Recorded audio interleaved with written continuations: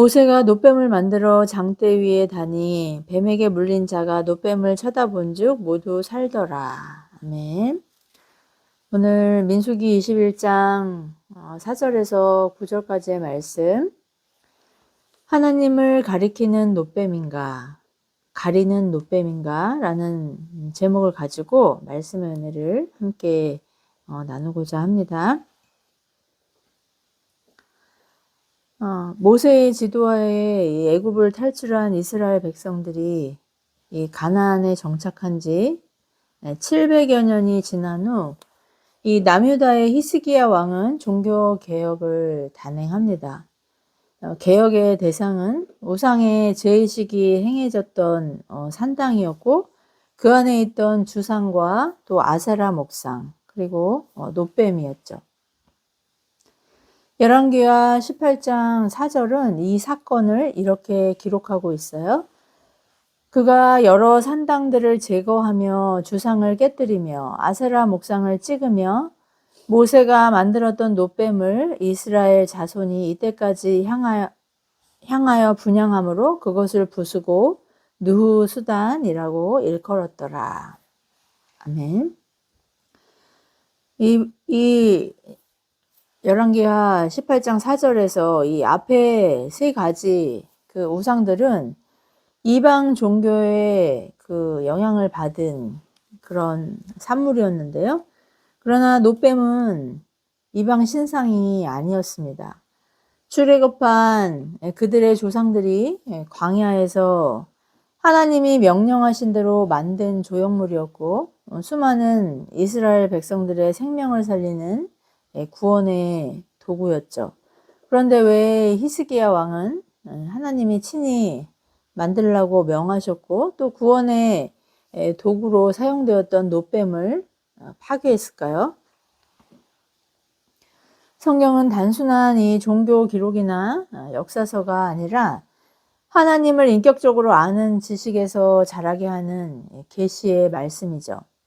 이 계시의 말씀을 통해 우리는 하나님의 성품을 경험하게 돼요.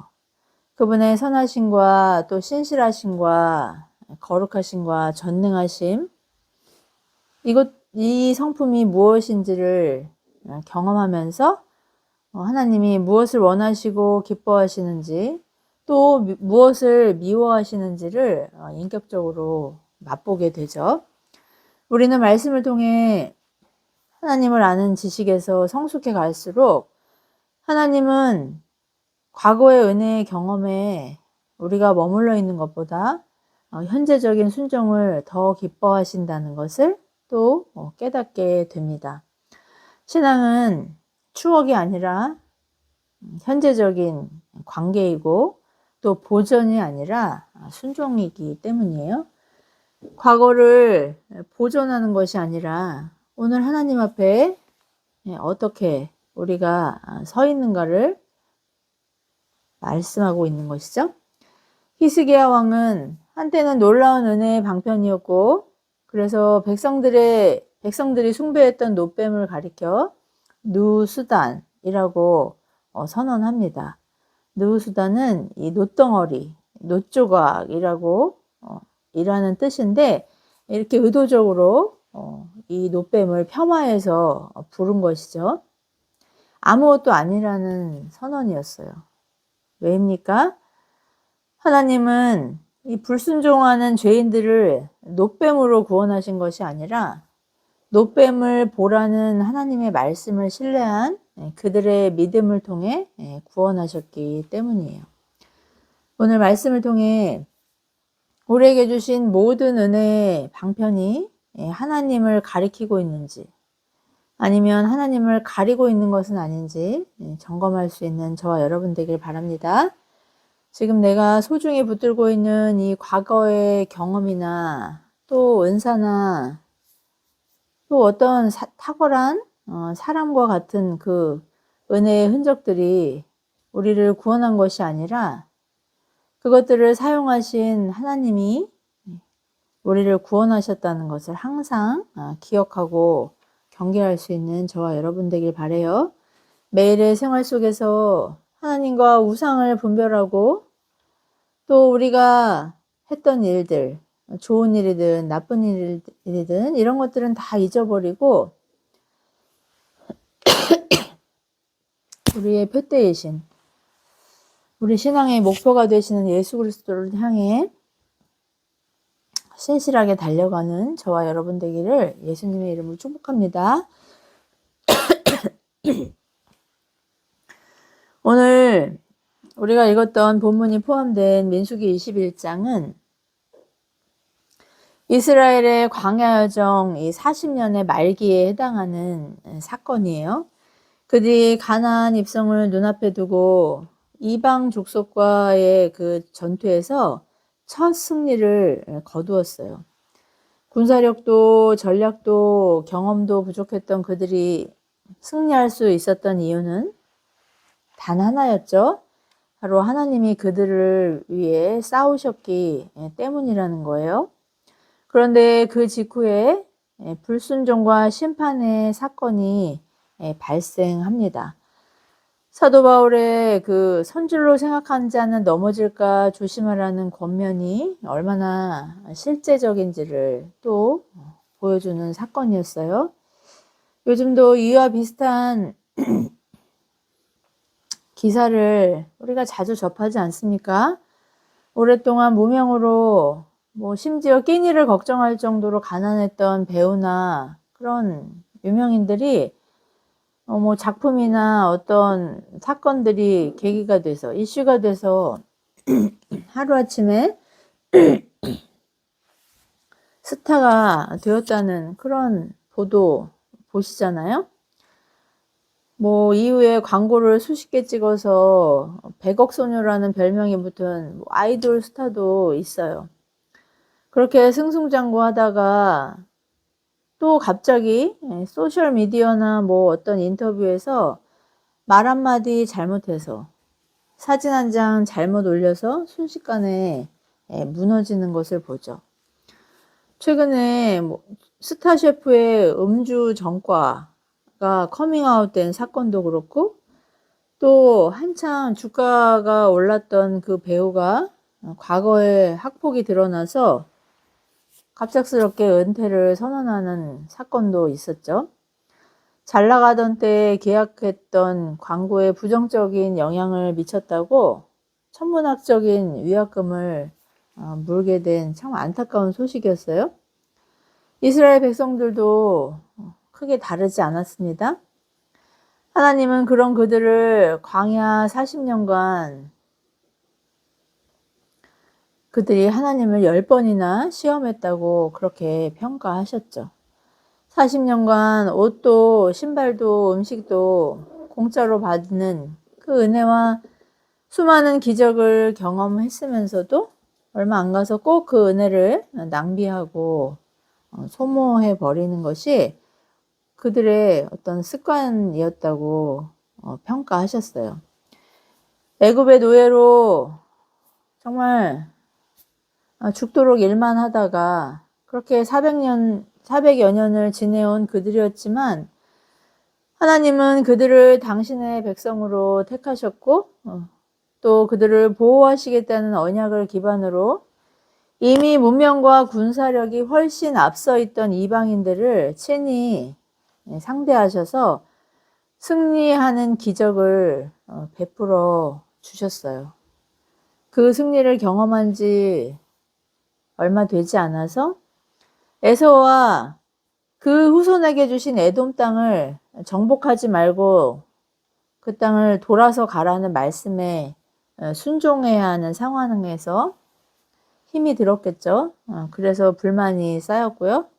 또 불평을 쏟아놓기 시작한 것이죠. 물도 없고 먹을 것도 없어서 죽게 되겠다고 그렇게 원망을 쏟아놓았죠. 심지어 하나님이 공짜로 주신 만나를 이 하찮은 음식이라고 비난하기까지 합니다. 여기서 이들이 이 만나를 하찮다고 할 때에 이 하찮다의 원어적인 의미는 정말 별 볼 일 없다, 그냥 가볍다, 의미 없다 이런 뜻이거든요. 하나님의 은혜에 실증이 나버린 거예요. 그들이 출애굽한 후 애굽에서 가지고 나온 식량이 다 떨어지자 하나님은 만나를 비처럼 내려주셨어요. 매일 필요한 만큼 부족하지도 또 넘치지도 않게 그렇게 공급해 주셨죠.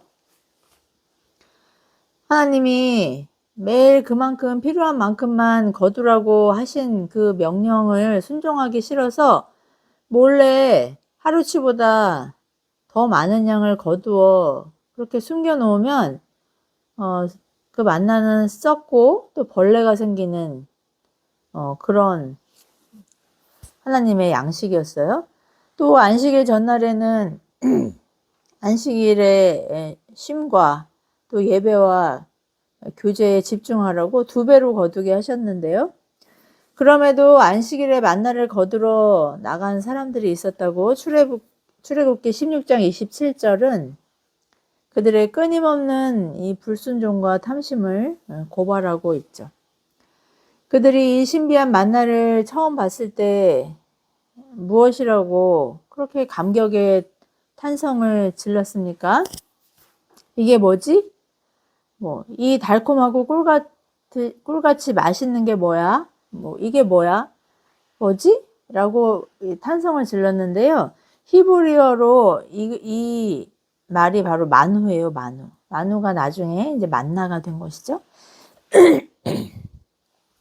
40년간 그들이 굶지 않도록 매일 어김없이 은혜로 공짜로 주신 만나를 이제 실증났다고, 정말 별 볼 일 없다고 말할 정도로 은혜에 익숙해지고 또 감격과 감사를 잃어버리게 된 것이죠. 감격과 감사의 언어가 이 불평의 언어로 변질된 거예요. 우리의 언어도 그래서 점검해 볼 필요가 있습니다. 그냥 아무 의미 없이 뜻없이 내뱉는 말이 아니라는 것이죠. 주님께서도 마음에 가득한 것을 입으로 낸다고 말씀하셨잖아요. 그러니까 우리 마음속에 평소에 이제 그런 생각들이 부지불식간에 언어로 표현되는 거예요. 나의 언어가 불평의 언어인지 또 감사의 언어인지 한번 잘 점검해 보세요. 이를 통해 항상 기뻐하고 감사하고 기도하라는 이 하나님의 선하신 뜻에 믿음으로 반응할 수 있는 저와 여러분들에게 축복합니다.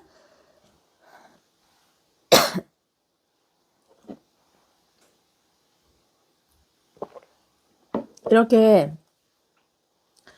불평과 원망을 쏟아놓는 사건이 바로 전쟁의 승리 이후에 벌어진 거예요. 종교개혁가 존 칼빈은 이런 인간의 이 습관적인 기억 상실을 배은망덕이라고 평가하곤 했어요. 우리 속담에도 머리 검은 짐승은 거두는 것이 아니라는 말이 있지 않습니까? 그래서 사람과는 거리를 두고 요즘에는 개나 고양이, 심지어 반려식물, 반려동물까지 가까이 하는 것은 아닐까 생각해 보게 돼요. 하나님이 거저주시는 은혜는 좋아하지만 또 그는 은혜에 익숙해지면 실증을 내고 감사를 잃어버리고 그것을 주시는 대상이신 하나님을 늘 의심하고 불신하고 반역하는 그들에게 하나님은 심판을 내리셨어요. 바로 광야에서 서식하는 불뱀을 보내신 것이죠. 구약학자들은 이 불뱀을 치명적인 독을 가진 독사로 보고 있어요. 물리면 불에 타는 듯한 통증을 느끼기 때문에 불뱀이라고 불렀던 것 같아요. 하나님과 모세를 원망하던 백성들은 이 불뱀에 물려 죽어갑니다. 모세는 하나님과 이 죄인 사이에 서서 중보기도를 드리죠.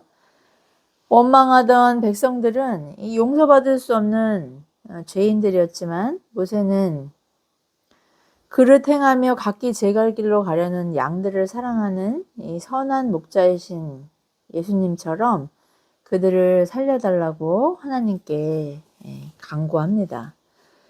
모세의 중보 사역은 하나님과 우리 죄인들의 사이에서 십자가로 그 죄를 대신 담당하신 예수 그리스도의 중보 사역을 예표하고 있어요. 하나님은 이런 모세의 기도를 들으시고 구리로 만든 뱀을 장대에 높이 달아 올리라고 말씀하시죠. 그것을 보는 자는 살리라고 치료책을 주셨던 거예요. 여기서 그것을 본다 할 때에 이 본다는 그냥 대충 훑어본다거나 무심히, 무심결에 우연처럼 보게 되는 그런 것이 아니라 뚫어지게, 간절하게, 또 골똘하게 생각하면서 주시한다는 그런 의미를 갖고 있어요. 주님은 요한복음 3장 14절에서 이 놋뱀을 십자가에 달리신 당신에게 비유하신 것이죠. 중요한 것은 놋뱀이 그들을 살린 것이 아니라는 거예요. 하나님이 백성들의 중보자였던 이 모세의 기도를 들으시고 주권적으로 놋뱀이라는 은혜의 방편을 주셔서 죄인들에게 구원의 길을 열어주셨다는 것이죠. 놋뱀이 나를 살렸다가 아니라 그 놋뱀을 주신 하나님이 나를 살리셨다는 것이 바로 하나님이 우리에게 요구하시는 믿음이고 신앙입니다. 그런데 세월이 흐르자 그 구원의 방편이었던 놋뱀이 숭배의 대상이 되었습니다. 남유다를 타락케 하는 우상 숭배로 변질된 거예요. 수단이 대상을 대체한 것이죠. 그래서 히스기야 왕은 그 놋뱀을 부쉈고 놋덩어리일 뿐 아무것도 아니라고 놋뱀의 허탄한 신화를 파괴했던 것이죠. 여러분의 놋뱀은 무엇입니까? 죽을 병에서 살아난 기적의 체험입니까? 기도의 응답입니까? 점쟁이처럼 하나님의 말씀을 콕 집어 전한다는 그런 은사자예요? 탁월한 설교로 마음에 큰 감동을 주는 설교자입니까? 아니면 5,000명, 10,000명, 20,000명이 모이는 대형교회의 그 이름입니까? 이 모든 은혜의 방편은 하나님을 가리키라고 주신 표지판이지 하나님을 가리는 우상이 돼서는 안 되는 것이죠. 그러나 많은 경우 저 또한 또 우리 모두 여기에서 자유롭지 않습니다. 저 역시 탁월한 설교자로 알려진 이 목사님의 교회에서 사역을 한 경험이 있어요. 그분의 책은 모두 읽었고 설교도 거의 다 들었어요. 지금도 저희 집 거실 벽면에 그분의 책이 빼곡히 꽂혀 있습니다. 그 교회의 부교역자 중에는 그 목사님의 스피치까지 그대로 따라하는 기이한 광경을 연출하는 사람도 있었죠. 심지어 제가 그 교회를 떠나 다른 교회에서 사역을 할 때 교역자 기도 시간에 대표 기도를 했는데 어떤 교역자가 저한테 그러더라고요. 그 유명한 목사님의 그 스멜이 난다고 하더라고요. 그 교회의 스타일이라는 거예요. 제가 전혀 의도한 바도 아니고 뭐 그러려고 그렇게 뭐 연습한 것도 아니었지만 어쩌면 또 그 교역자의 편견일 수도 있겠지만 어쨌든 우리는 유명한 누군가의 그늘이나 영향력에서 자유롭지 못하다는 의미 아닐까요? 주님의 교회라고 예수 그리스도의 교회라고 말은 하지만 유명 목회자의 교회라고 부르면서 이 교회의 유명세를 자랑하는 것을 전도라고 착각하고 있는 우리는 아닌가요? 그런데 결국 하나님은 이렇게 하나님을 가리키기보다 하나님을 가리게 된 그분을 어떻게 하셨는지 아시나요? 정말 뜻하지 않은 그런 사건을 통해서 명예롭지 못한 사임으로 징계하시더라고요. 작은 교회에서였다면 그냥 덮어질 수도 있고 또 넘어갈 수도 있었던 그런 스캔들이었는데 워낙 유명한 스타 목사님이시다 보니까 결국에는 드러났고 끝이 좋지 않았습니다. 저처럼 알려지지도 또 탁월하지도 않은 설교자는 이런 위험에서 안전할까요? 저는 그렇지 않다고 생각해요. 저 또한 하나님의 영광을 가리면 또 그 은혜를 당연한 것으로 여기고 심지어 하찮게 여기고 나를 드러내고 정말 누더기 같은 저의 공로를 드러내려고 시도한다면 동일한 징계를 하실 것이라고 저는 확신합니다. 가끔은 그래서 이렇게 하나님 외에 또 우리 가족 외엔 또 몇몇 지인 외에는 제가 목사라는 것을 아는 사람이 없다는 것이 안전하게 느껴지고 또 이것조차 은혜라고 그렇게 안도할 때도 있습니다. 유혹에서 숨기시고 보호하시는 것이 은혜라고 감사하게 돼요. 그래도 여전히 제 기도는 이제 우리 주말씀 해입은 교회가 보이는 교회가 되게 해달라고 하는 것이긴 합니다. 히브리서 12장 2절에서는 우리가 바라보아야 하는 대상은 노뱀이 아니라 믿음의 주요 죄인을 온전케 의롭게 하시는 예수 그리스도시라고 그렇게 선언하고 있습니다.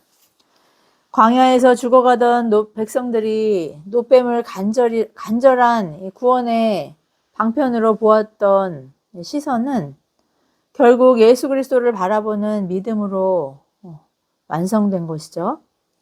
구원은 그저 바라보라는 말씀에 순종하는 그런 사람들에게 베푸시는 하나님의 주권적인 은혜라는 의미예요.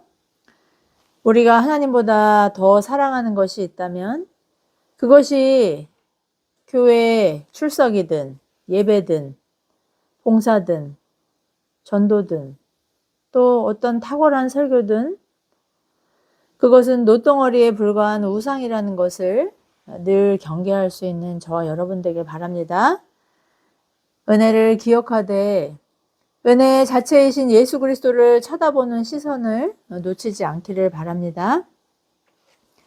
우리 자신 또한 하나님을 가리키는 도구로 살고 있는지 아니면 하나님을 가리는 노덩어리로 살고 있는 것은 아닌지 늘 세심하게 우리의 열정적인 사역의 동기를 점검할 수 있는 지혜와 그 분별에서 날마다 자라가는 저와 여러분 되길 바라요.